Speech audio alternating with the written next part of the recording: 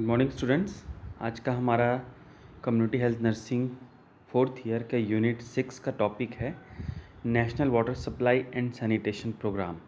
ठीक है, काफ़ी इम्पॉर्टेंट टॉपिक है और ये हमारे डायरेक्टली देखा जाए तो हेल्थ से रिलेट करता है। ठीक है, नेशनल वाटर सप्लाई और सैनिटेशन प्रोग्राम गवर्नमेंट का एक बहुत ही लंबा चलने वाला प्रोग्राम था, जो कि इंडिया में 1954 में लॉन्च होने के बाद से लेके आज तक चला आ रहा है। ठीक है, बीच बीच में इस प्रोग्राम को कई बार रिव्यू किया गया, कई चीज़ों का एडिशन किया गया, लेकिन फिर भी इसके टारगेट्स को अभी भी अचीव कर पाना काफ़ी मुश्किल है। ठीक है, तो national water supply and sanitation programme जो है सीधा सीधा हमारे हेल्थ से इसलिए जुड़ा हुआ है क्योंकि ढेर सारे रिसर्च स्टडी और साइंटिस्ट का मानना है कि ढेर सारी ऐसी डिजीज़ेस हैं जो कि केवल कंटामिनेटेड वाटर और सैनिटेशन प्रैक्टिसेस नहीं करने के कारण से हम लोगों तक पहुंचती हैं, जैसे कि कॉलरा है, डायरिया है, टाइफॉइड है, जॉइंडिस है और भी कई तरीके के इन्फेक्शियस डिजीज़ हैं जो कि कंटामिनेटेड वाटर और पुअर सैनिटेशन प्रैक्टिसेस के कारण से हम तक पहुंचती हैं। ठीक है, तो अगर हम लोग सेफ़ ड्रिंकिंग वाटर लोगों तक अवेलेबल करा दें और उन तक सेफ़ सैनिटेशन प्रैक्टिसेस अवेलेबल करा दें तो ढेर सारी डिजीज़ का नंबर ऑटोमेटिकली हम कट कर सकते हैं।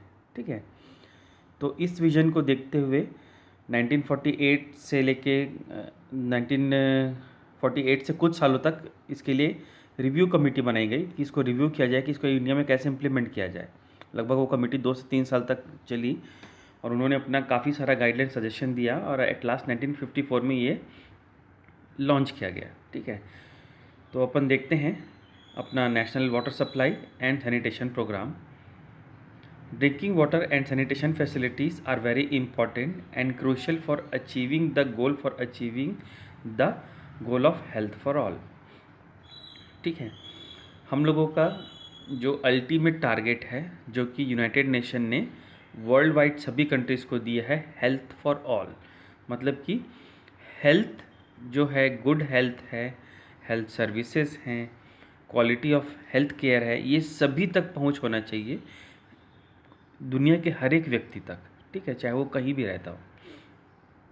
तो उस चीज़ को अचीव करने के लिए हमको ध्यान देना पड़ेगा ड्रिंकिंग वाटर और सैनिटेशन फैसिलिटीज़ के लिए। ठीक है, तभी हम अचीव कर सकते हैं हेल्थ फॉर ऑल।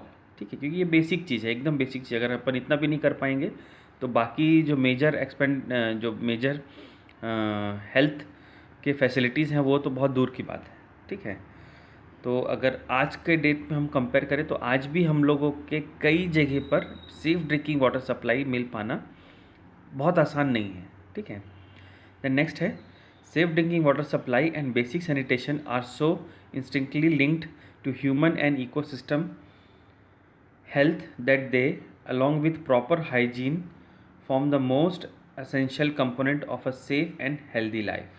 ठीक है, तो सेफ ड्रिंकिंग और वाटर सप्लाई जो है वो क्या है, हमारा बेसिक सैनिटेशन। ठीक है, एंड बेसिक सैनिटेशन क्या है, डायरेक्टली हमारे से जुड़ा हुआ है और हमारे इकोसिस्टम से जुड़ा हुआ है, जो कि हमारे हेल्थ को डायरेक्टली और इनडायरेक्टली अफेक्ट करते हैं। ठीक है, Approximately 80 to 90% of untreated sewage is discharged directly into the rivers and stream, the main source of water supplies in cities। ठीक है, सबसे खतरनाक बात जो है वो क्या है, जितने भी शहरों का सीवर लाइन होता है, ठीक है, वो सीधा सीधा कहाँ चला जाता है, नालों में, नदियों में या समुद्रों में। ठीक है, और जितने भी सीवर लाइन है वो पूरे फीसेस से कंटामिनेटेड रहते हैं। ठीक है, जितने भी हमारे टॉयलेट का, बाथरूम का, किचन का जितना भी वेस्ट है वो हमारे नालियों में जाता है, नालियों के ज़रिए थोड़े बड़े नाली में जाता है, नालों में जाता है, फिर उनके ज़रिए नदियों तक चला जाता है, फिर समुद्र तक चला जाता है। ठीक है, और हम लोग पीने के लिए पानी कहाँ से लेते हैं, अधिकांश सिटीज़ में कहाँ से लिया जाता है, नदियों से ही लिया जाता है। ठीक है, तो अगर हमारा पीने का पानी कंटामिनेटेड हो जाएगा फीसेस से तो हम लोग सेफ़ ड्रिंकिंग वाटर का कल्पना नहीं कर सकते हैं। ठीक है, अगर मैं एग्ज़ाम्पल दूं जगदलपुर शहर की ही, तो यहाँ का जो शहरों का ड्रेनेज सिस्टम कैसा है, दलपत सागर में पूरा शहर का ड्रेन सिस्टम, नालियाँ जा रही हैं, दलपत सागर में जाता है। दलपत सागर से वो क्या है, ओवरफ्लो के कहाँ जाता है, इंद्रावती नदी में जाता है। ठीक है। और अगेन पीने का पानी का मेन सोर्स 80% जो हमको शहर का पीने का पानी कहाँ से मिल रहा है, इंद्रावती से। वहाँ से पानी लिया जाता है नगर निगम के द्वारा और उसको फ़िल्टर प्लांट के द्वारा फ़िल्टर किया जाता है और हम तक पहुँचाया जाता है, पीने लायक सेफ बनाया जाता है। तो अगर यही हमारा जो वाटर सोर्स है वो कंटामिनेटेड होते जाएगा, तो जैसे जगदलपुर से कंटामिनेटेड हुआ तो आगे ये और भी कई शहरों में होता हुआ जाएगा नदी, है ना। तो हर जगह क्या होगा, ये कंटामिनेशन स्प्रेड करता जाएगा। ठीक है। तो देखा जाए तो अप्रॉक्सीमेटली 80 से 90% जो सीवेज, अनट्रीटेड सीवेज वाटर है वो सीधा नदियों में बहा दिया जाता है। ठीक है। Then human faeces remain one of the most dangerous pollutant spreading microbes that cause typhoid, cholera, diarrhoea, illnesses, amoebic dysentery and other virulent disease according to WHO 1999। ठीक है। और जैसा कि हम सभी को पता है कि ह्यूमन फीसेस के कारण से ढेर सारी तरीके के बीमारियां फैलती हैं, जैसे कि टाइफॉइड है, कॉलरा है, डायरिया है, डिसेंट्री है और ढेर सारे वुलरेंट डिजीजेस हैं। ठीक है। ये हम सभी को बहुत अच्छे से पता है। इवन अभी कई स्टडीज़ में ये भी पता चला है कि कोरोना वायरस भी फीसेस में ट्रैवल कर रहा है। ठीक है। The Union Government of India appointed the Environmental Hygiene Committee 1948 to 49। ठीक है। जो कमेटी मैं आपको बताया था 48 में फाउंड किया गया था, तो एक कमेटी बनाया गया ताकि वो रिकमेंड कर सके एक अच्छा प्लान कि आगे वाटर सप्लाई सैनिटेशन के लिए क्या किया जाए। ठीक है। तो जो सेंट्रल गवर्नमेंट थी, आप देखिए कब बना ये, 1948। ठीक है। जैसे ही देश आज़ाद हुआ उसके 1 साल बाद। ठीक है। तो गवर्नमेंट को उसी समय ज़रूरत महसूस हो गया था कि हमको साफ़ पीने का पानी और सैनिटेशन जो प्लान है वो तुरंत बनाना चाहिए। ठीक है। Then thereafter the national water supply and sanitation programme was launched in 1954। और इस कमेटी के फॉर्म होने के काफ़ी साल बाद, लगभग 5 से 6 साल बाद क्या हुआ, इस प्रोग्राम को इंडिया में प्लान कर लिया गया और लॉन्च कर दिया गया। ठीक है। The United Nation declare 1981 to 1990 as the international drinking water supply and sanitation decade. ठीक है। जैसा कि आप सभी को पता है यूनाइटेड नेशन क्या है, उसके मेंबर कंट्रीज़ का एक एसोसिएशन हेड है। ठीक है। तो वो क्या बोला है कि हम लोग 10 साल क्या मनाएंगे, केवल 1981 से 1990 तक international drinking water supply and sanitation decade. ठीक है। ये 10 सालों को हम केवल फोकस करेंगे इसी चीज़ों पे ऊपर। ठीक है। क्योंकि यूनाइटेड नेशन को भी पता है, क्योंकि WHO उसका एक पार्ट है, तो WHO रिकमेंड करता है यूनाइटेड नेशन को कि हेल्थ के लिए क्या किया जाना चाहिए। तो यूनाइटेड नेशन को लगा कि ड्रिंकिंग वाटर सप्लाई जो है और सैनिटेशन जो है ये हमारे लिए पूरे वर्ल्ड के लिए बहुत ही ज़रूरत का चीज़ है। तो एक डिकेड बनाया जाए, 10 साल केवल उसी के लिए ध्यान दे के काम किया जाए। ठीक है। तो इतना सारा इसका इंट्रोडक्शन था national water supply and sanitation programme. अब देखते हैं क्या टारगेट रखे गए थे इसके लिए इंडिया में। ठीक है। The following target were fixed by the Indian government for the decade. क्या क्या रखा गया था? सबसे पहला टारगेट रखा गया था, टारगेट कौन सा टारगेट, जब ये प्रोग्राम लॉन्च हुआ था 1954 में। ठीक है। उसका टारगेट, पहला टारगेट था 100% urban and rural water supply. Government का ये प्लान था कि 100% मतलब कि सभी लोगों तक क्या होना चाहिए, पानी का, शुद्ध पीने का पानी का पहुंच होना चाहिए। लेकिन आज भी लगभग 65 साल बाद भी हम देखते हैं तो सभी जगह पीने का साफ़ पानी सभी तक नहीं पहुंच पा रहा है ना। रूरल एरिया में भी मिल रहा है और अर्बन एरिया में भी मिल रहा है, लेकिन अभी भी कई एक ऐसे जगह हैं जहाँ पर पूरा पानी नहीं मिल पा रहा है, या अपन बोल सकते हैं कि 24/7 पानी नहीं मिल पा रहा है। ठीक है। देन है 50% अर्बन सैनिटेशन।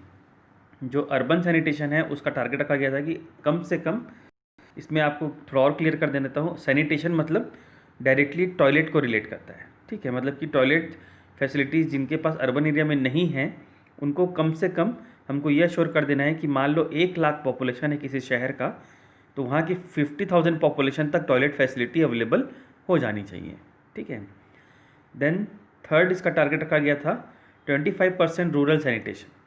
सीधी सी बात है कि अगर किसी भी गांव का पॉपुलेशन मान लो 100 है या 1000 है, मान लो 1000 पॉपुलेशन है, तो वहाँ की 250 लोगों तक टॉयलेट फैसिलिटी अवेलेबल हो जानी चाहिए। तो ये बहुत ही अच्छा टारगेट रखा गया था, लेकिन इसको अचीव कर पाना काफ़ी मुश्किल रहा है।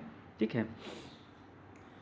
The guinea worm eradication programme was linked up with this decade. ठीक है, हम लोग पहले पढ़े थे ना गिनी वर्म इरेडिकेशन प्रोग्राम।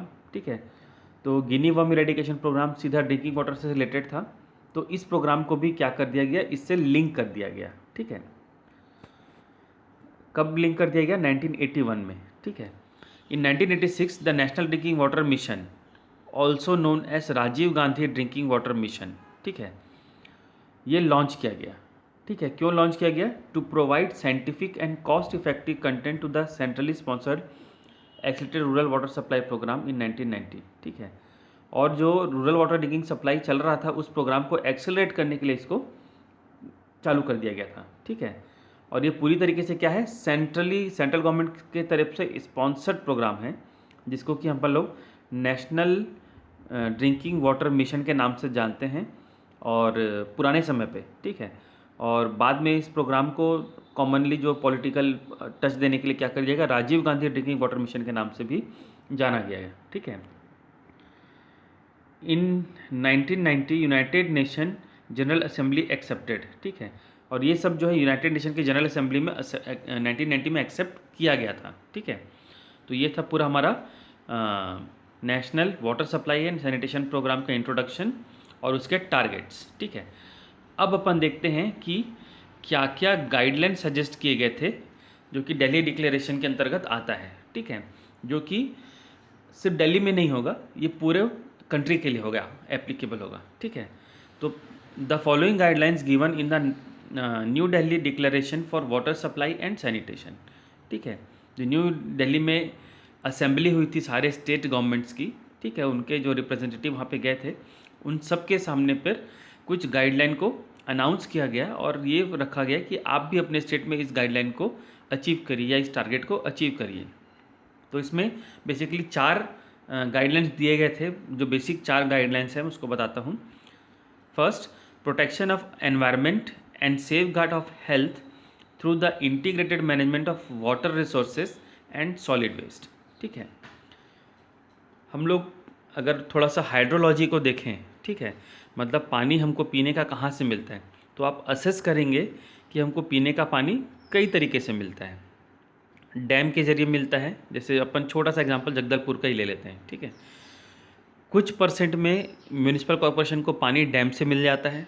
ठीक है, जो कि भानपुरी के पास जो डैम है वहाँ से आता है। कुछ परसेंट पानी नदियों से मिलता है, जो कि इंद्रावती नदी है वहाँ से मिलता है। कुछ लोगों के घर में सेल्फ बोर है, ठीक है, उनके यहाँ खुद का बोरवेल खोदा गया है, वहाँ से उनको पानी मिलता है। कुछ जगह पे उन लोग कुआं खोद के रखे हैं, वहाँ से पानी मिलता है। तो ये बेसिकली तौर पर इतने तरीके से उनको पानी मिलता है। ठीक है, लेकिन अगर हम लोग अपना एनवायरनमेंट को सेफ़ नहीं रखेंगे, सेफ गार्ड नहीं रखेंगे, तो क्या होगा, जब बरसात में पानी गिरता है तो एनवायरनमेंट अगर हमारा पॉल्यूटेड है ना, हम कचरा एक जगह पे डंप करते जा रहे हैं, फेंकते जा रहे हैं, तो क्या होगा, वो पानी रिस्क के कहाँ जा रहा है, ज़मीन के अंदर जा रहा है, और हम लोग पानी वहाँ से फिर वापस निकाल के पीने के लिए यूज़ कर रहे हैं।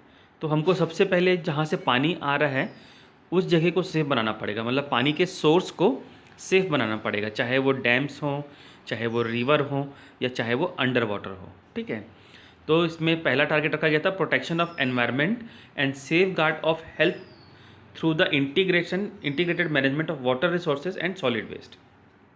तो वाटर रिसोर्सेज को भी हमको इंटीग्रेट करना है और सॉलिड वेस्ट को भी इंटीग्रेट करना है। ठीक है, सेकेंड चीज़, organisational reforms, changing attitudes and behaviour and full participation of women's. ठीक है, सबसे ज़्यादा जो कचरे को कंट्रोल करने पे हेल्प कर सकती हैं वो कौन कर सकती हैं, वुमेन्स। ठीक है, क्योंकि अधिकांश जो इंडिया का 80% कचरा है, 70% कचरा है, वो कहाँ से मिलता है, हाउस से मिलता है, घर से मिलता है। फिर इंडस्ट्रियल वेस्ट एक अलग कैटेगरी में आता है। ठीक है, जो म्यूनिसिपल कॉरपोरेशन को ख़त्म करना रहता है कचरा, वो आमतौर पर 70% हाउस होल्ड आता है, बाकी मार्केट और शॉपिंग कॉम्प्लेक्स अलग अलग जगह से आता है, हॉस्पिटल्स ये सब से आता है। ठीक है, तो हमको क्या करना पड़ेगा, वुमेन्स को पार्टिसिपेशन बढ़ाना पड़ेगा और उनका एटीट्यूड एंड बिहेवियर इसके तरफ मोल्ड करना पड़ेगा। ठीक है, ताकि एक अच्छा ऑर्गेनाइजेशनल रिफॉर्म बनाया जा सके। ठीक है, आज के समय भी आप लोग देखते होंगे कि वुमेन्स को स्वच्छता मित्र बनाया गया है। ठीक है, तो स्वच्छता मित्र जब वुमेन्स लोग हैं तो ये लोग अपना काम बहुत सिंसियरली तरीके से कर रही हैं और वुमेन को एम्पावरमेंट भी मिल रहा है, ठीक है। और वुमेन्स के द्वारा कचरा कलेक्ट करने से दूसरा चीज़ ये होता है कि कम्युनिटी पार्टिसिपेशन बहुत अच्छे से होता है, ठीक है। लड़ाई झगड़े का नौबत नहीं आता है कम्युनिटी के साथ। तो ऑर्गेनाइजेशनल रिफॉर्म में काम करना पड़ेगा, जिसमें बेसिकली है changing attitude and behaviour and full participation of women, ठीक है। देन है third, community management of services and strengthening local institutes. Community management of services, ठीक है। जितने भी हमारी सर्विसेज दिए जा रहे हैं, सैनिटेशन के लिए हो, वेस्ट कलेक्शन के लिए हो, उसका मैनेजमेंट हो, ठीक है, या उसका सेग्रीगेशन हो या उसका डिस्पोजल हो, ये सब में क्या है, कम्युनिटी मैनेजमेंट सर्विसेज को और ज़्यादा हमको क्या करना है, स्ट्रेंथ करना है, ख़ास तौर पर लोकल इंस्टीट्यूट्स को, जैसे कि म्यूनिसिपल कॉरपोरेशंस हैं, ग्राम पंचायत हैं या दूसरे ऑर्गेनाइजेशंस। देन है फोर्थ जो गाइडलाइन है, sound financial practices and application of appropriate technology, ठीक है। बहुत ही इंपॉर्टेंट गाइडलाइन है। फाइनेंशियल जो प्रैक्टिसेस हैं वो क्या होना चाहिए, साउंड होनी चाहिए। कई बार हम लोग पेपर में पढ़ते हैं कि म्यूनिसिपल कॉरपोरेशन के कचरा उठाने का ठेका 5 करोड़ रुपए में इस कंपनी को दिया गया, लेकिन आप एट प्रेजेंट देखते हो कि वो उतना इफ़ेक्टिव तरीके से काम नहीं कर रहा है। क्यों नहीं कर रहा है, क्योंकि कमीशन खोरी बहुत ज़्यादा होती है और वो पैसा जो 5 करोड़ देना था वो कमीशन कट के एजेंट जो ठेकेदार है उसको 4 करोड़ मान लो मिलता है, तो फिर उस तरीके से वो सर्विसेज नहीं दे पाएगा। तो जो हमारी जो प्रैक्टिसेस हैं, ख़ास तौर पे फाइनेंशियल प्रैक्टिसेस, वो साउंड होनी चाहिए। मतलब अगर हम लोग दिख रहा है कि हम लोग वाटर सप्लाई और सैनिटेशन के लिए अगर काम कर रहे हैं तो वो वास्तविक में दिखना भी चाहिए। कई बार क्या होता है कि बोरवेल खोदा जाता है 5 और पेपर में दिखा दिया जाता है 20, ठीक है। या कई बार ये होता है कि बोरवेल का डेप्थ रखना होता है मान लो 300 फीट, तो वो लोग क्या करते हैं 200 फीट तक ही खोदेंगे या 150 फीट तक ही खोदेंगे और उसको पेपर में दिखा देते हैं 400 फीट। तो ये साउंड फाइनेंशियल प्रैक्टिसेस नहीं होती हैं। तो जिसके लिए जितना पैसा यूज़ किया आप पेपर में दिखा रहे हो, वास्तविक में उतना पैसा वहाँ पर होना चाहिए। और उसके अलावा एप्लीकेशन ऑफ एप्रोप्रिएट टेक्नोलॉजी, ठीक है। इसमें बहुत ही पिछड़े हुए हैं हम लोग अभी तक हम लोग वाटर सप्लाई और वेस्ट मैनेजमेंट में हम लोग टेक्नोलॉजी को यूज़ नहीं कर पाए हैं, ठीक है। उस बड़े लेवल पर यूज़ नहीं कर पाए हैं। लेकिन कई बड़े कंट्रीज़ हैं, ठीक है, वेस्टर्न कंट्रीज़ हैं, उन लोग अपने प्लास्टिक के कचरे को बढ़िया से तरीके से रिसाइकल करना सीख गए हैं, अपने इलेक्ट्रॉनिक वेस्ट को बढ़िया से रिसाइकल करना सीख गए हैं। नेक्स्ट चीज़ आता है हमारा रूरल सैनिटेशन प्रोग्राम। ये काफ़ी थोड़ा बड़ा टॉपिक है तो अपन थोड़ा फास्ट देखेंगे। रूरल सैनिटेशन प्रोग्राम में आता है demand driven low cost sanitation approach. मतलब कि जो गवर्नमेंट ने सैनिटेशन प्रोग्राम लॉन्च किया है तो ये हमारा गाइडलाइंस था, ठीक है। तो इस गाइडलाइन को इम्प्लीमेंट कैसे किया जाएगा, तो इसमें है पहला है रूरल एरिया के लिए अलग प्लान बनाया गया, अर्बन एरिया के लिए अलग प्लान बनाया गया, क्योंकि दोनों का जियोग्राफिक कंडीशन, पॉपुलेशन और रिसोर्सेस अलग अलग लेवल पर होते हैं, तो दोनों के लिए अलग अलग प्लान बनाया गया। तो रूरल सैनिटेशन प्रोग्राम में है, इसको थोड़ा फास्ट देखेंगे। Demand driven low cost sanitation approach, ठीक है। जैसा डिमांड है वहाँ पर उस तरीके से लो कॉस्ट सैनिटेशन अप्रोच बनाया जाए, ख़ास तौर पर डिज़ाइन ऑफ लेट्रिन्स, ठीक है। अगर आप गांव में देखा जाए तो बहुत लोगों के पास टॉयलेट फैसिलिटी नहीं होती है, तो जो लेट्रिन का कई तरीके के टाइप्स ऑफ लेट्रिन होते हैं, ठीक है। कुछ बोरवेल होते हैं, कुछ डग वेल होते हैं, तो उस तरीके का लेट्रिन डिज़ाइन किया जाए जो कि ज़ीरो मेंटेनेंस का हो, या बोलना चाहिए बहुत कम मेंटेनेंस का हो, और जिसमें बहुत ज़्यादा मेंटेनेंस भी ना लगता हो, ठीक है। देन है involvement of private bodies NGOs to provide sanitation facilities. Government का टारगेट था कि ढेर सारे प्राइवेट बॉडीज़ और एनजीओ सामने आएँ और उन लोग कॉन्ट्रैक्ट बेसिस पे या तो फिर वॉलंटरी बेसिस पे टॉयलेट फैसिलिटीज़ या सैनिटेशन फैसिलिटीज़ प्रोवाइड करवाएं विलेज एरिया के लिए, ठीक है। देन है entrusting Panchayati Raj institution and local administration the responsibility of operational and maintenance of water supply and sanitation. जो पंचायत है उनको और लोकल एडमिनिस्ट्रेशन है उनके ऊपर जिम्मेदारी दिया जाए अच्छे तरीके से कि वो जो भी सैनिटेशन फैसिलिटीज़ दिया जा रहा है उसको प्रॉपर तरीके से मेंटेन करें और वाटर सप्लाई फैसिलिटीज़ को भी बना के रखें।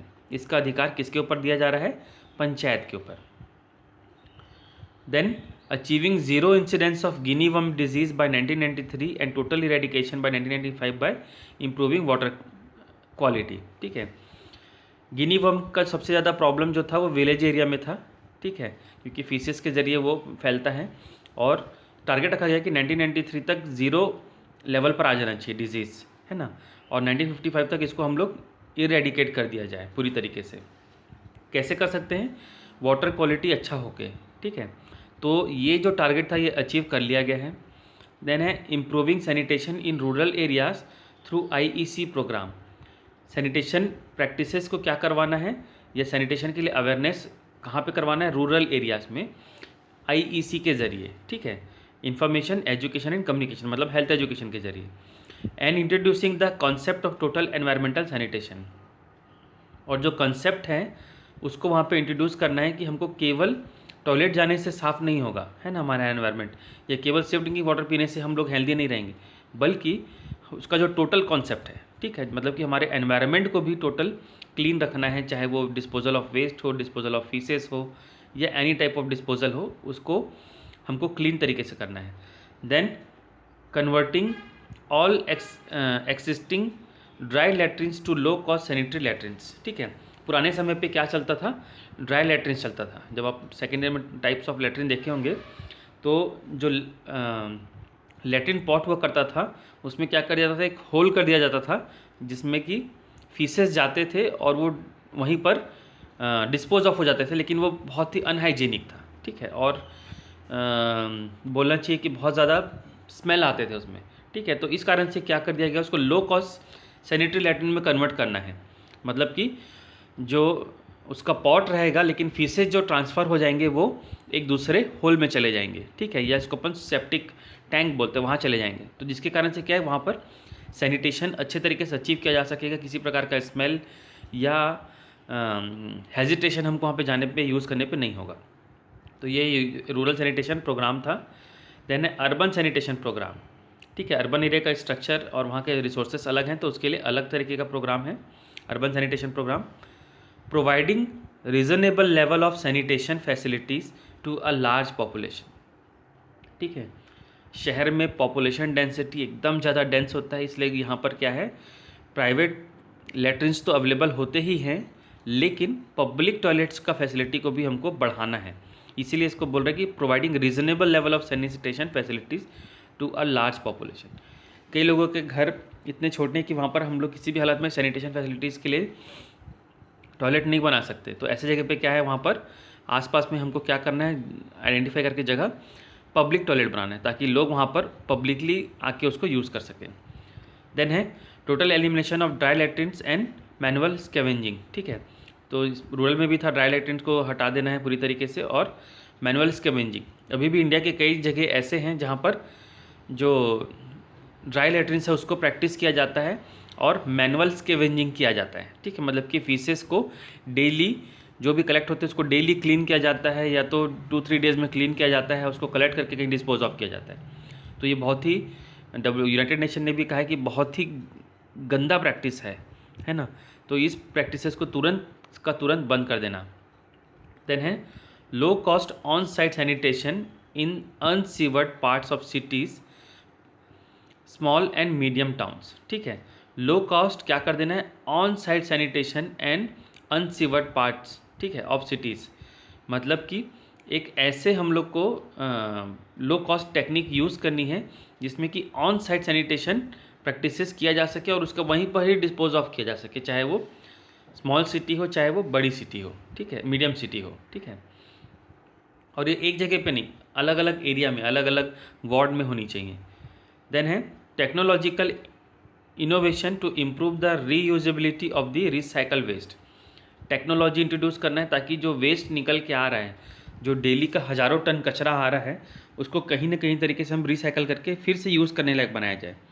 चाहे वो प्लास्टिक वेस्ट हो, चाहे वो ऐसे वेस्ट हों जो कि फर्टिलाइज़र के रूप में कन्वर्ट किए जा सकते हों, खासतौर पर वर्मी कंपोस्ट, है ना।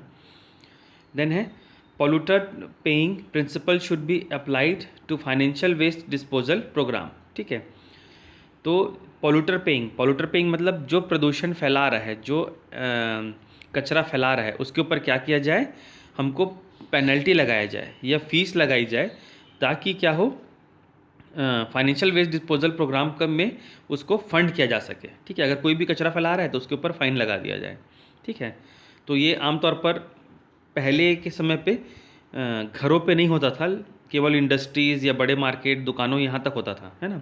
लेकिन अभी अपन देख रहे हैं कि ये घरों तक भी हो रहा है। अगर हम लोग घर से कचरा फैला रहे हैं तो वहाँ से भी फ़ाइन लिया जा रहा है। देन है involvement of NGOs, private sector and community. ठीक है, ढेर सारे NGO, प्राइवेट सेक्टर और कम्युनिटी का जब इन्वॉल्वमेंट होगा इस प्रोग्राम में, तो डेफिनेटली है कि ये योजना जो है लोगों तक पहुँचेगी और लोग उसको समझ पाएंगे कि हमारे लिए क्यों ज़रूरी है। तो इसमें NGOs को इन्वॉल्व करना ज़रूरी है, प्राइवेट सेक्टर को इन्वॉल्व करना बहुत ज़रूरी, क्योंकि हमारा गवर्नमेंट से अगर हम देखेंगे हर काम कराने का, तो हर काम पॉसिबल नहीं हो पाता है गवर्नमेंट से, है ना। तो कुछ प्राइवेट सेक्टर का आना भी ज़रूरी है। अगर अपन बात करते हैं कि कई बड़े सिटीज़, मेट्रो सिटीज़ हैं, वहाँ पर क्या है, स्टार्टअप आप सुने होंगे ना कि कोई नया बिज़नेस करना चाहता है, तो कई लोग इसके लिए भी बिज़नेस चालू किए हैं कि वो लोग कचरा कलेक्ट करते हैं डोर टू डोर, उसको रिसाइकल करते हैं, फर्टिलाइज़र बनाते हैं और बेचते हैं, है ना। तो ऐसे सेक्टर्स को भी इन्वॉल्व करना बहुत ज़रूरी है। Then converting all existing dry latrines to low cost sanitary latrines, same वही है जो रूरल के टारगेट थे। Then recycling the treated effluent for horticulture, irrigation, water harvesting and transport system for solid waste disposal. ठीक है, जो भी हम कचरा कलेक्ट करते हैं, ठीक है, या जब STP जो सीवरेज ट्रीटमेंट प्लांट से जो भी जब लिक्विड जितने भी चीज़ें चले जाते हैं, उसका जो सॉलिड वेस्ट बचता है, तो उसको हम लोग क्या कर सकते हैं, फर्टिलाइज़र में कन्वर्ट कर सकते हैं आसानी से, वर्मी कंपोस्ट के ज़रिए। ठीक है, तो उसको हमको क्या करना है, प्रोडक्टिव एसेट में चेंज करना है। और उसको कहाँ यूज़ करना है, हॉर्टिकल्चर में, इरीगेशन में। ठीक है, जैसे कि STP का जो पानी है जो ट्रीटेड हो चुका है, उसको इरीगेशन में भी यूज़ किया जा सकता है। देन है वाटर हार्वेस्टिंग। ठीक है, अपन सुने कि वाटर हार्वेस्ट करना मतलब कि पानी को ऐसे एक जगह पर बचा के रखना और उसको धीरे धीरे नेचुरली ज़मीन के अंदर जाने देना, ताकि वो अपना जो ग्राउंड वाटर है उसको डिस्चार्ज कर सके। And transport system for solid waste disposal, और ऐसा सिस्टम भी डेवलप करना कि सॉलिड वेस्ट को आसानी से ट्रांसपोर्ट किया जा सके। तो ये था अर्बन सैनिटेशन प्रोग्राम। ये हमारा जो ओवरऑल टॉपिक था national water supply and sanitation programme, ये यहाँ पर ख़त्म होता है। लेकिन इसमें एक नया चीज़ अब ऐड हो रहा है। अगर हम लोग national water supply sanitation programme की बात करें, तो अब ये एक नए रूप में हमको देखने को मिल रहा है, जो कि बहुत ही पॉपुलरली नोन है हमारे लिए, इसको कि अपन लोग क्या नाम से जानते हैं, स्वच्छ भारत मिशन। ठीक है, तो स्वच्छ भारत मिशन 2 तरीके से आया था, स्वच्छ भारत मिशन अर्बन एंड स्वच्छ भारत मिशन रूरल। ठीक है, तो ये जो स्वच्छ भारत मिशन है ये 2014 में लॉन्च किया गया है। ये अपने करेंटली जो प्राइम मिनिस्टर हैं प्रधानमंत्री नरेंद्र मोदी, उनके द्वारा इनिशिएट किया गया एक बहुत ही ज़बरदस्त स्कीम है, जो कि लोगों तक काफ़ी अच्छे तरीके से पहुंचा है। ठीक है, तो स्वच्छ भारत मिशन आप लोगों के लिए टारगेट, स्टूडेंट लोगों के लिए असाइनमेंट रहेगा कि आप स्वच्छ भारत मिशन के ऑब्जेक्टिव्स, ठीक है, और उसके मिशन रूरल और अर्बन दोनों को आप देखेंगे। ठीक है, तो अब मैं सोचता हूँ कि आप लोगों को ये टॉपिक अच्छे से समझ में आया होगा। Thank you very much.